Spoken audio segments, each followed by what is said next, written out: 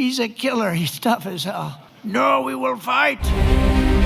ভারতের প্রধানমন্ত্রী নরেন্দ্র মোদীকে এবার সরাসরি খুনি বলে অভিহিত করেছেন যুক্তরাষ্ট্রের প্রেসিডেন্ট ডোনাল্ড ট্রাম্প। দক্ষিণ কোরিয়ার গিয়াংজুতে অনুষ্ঠিত এশিয়া প্রশান্ত মহাসাগরীয় অর্থনৈতিক সহযোগিতা সংস্থা অ্যাপেকের শীর্ষ সম্মেলনে বুধবার এই মন্তব্য করেন তিনি।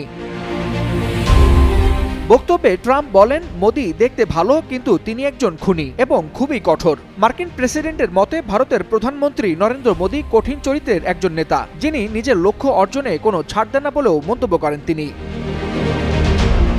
অ্যাপেক সম্মেলনে দেয়া বক্তব্যে ট্রাম্প জানান, যুক্তরাষ্ট্র ভারতের সঙ্গে বাণিজ্য চুক্তি নিয়ে কাজ করছে। পাশাপাশি পাকিস্তানের প্রধানমন্ত্রী শেহবাজ শরীফ ও সেনাপ্রধান আসিফ মুনিরের প্রশংসাও করেন এবং তাদের দুর্দান্ত মানুষ বলে উল্লেখ করেন তিনি। ভারত পাকিস্তান সংঘাত প্রসঙ্গে ট্রাম্প দাবি করেন, পাকিস্তান ভারতের 60টি বিমান গুলি করে ভূপাতিত করেছে। তার মধ্যস্থতায় দুই দেশের যুদ্ধ বন্ধ করা হয়েছে। তিনি দুই দেশের প্রধানমন্ত্রীকে ফোন করে হুঁশিয়ারি দিয়েছিলেন, যুদ্ধ বন্ধ না করলে দেশ দুটির সঙ্গে বাণিজ্য চুক্তি হবে না। এরপরেই পরমাণু অস্ত্র শক্তিধর ভারত ও পাকিস্তান যুদ্ধ বন্ধ করতে রাজি হয় বলে জানান ট্রাম্প।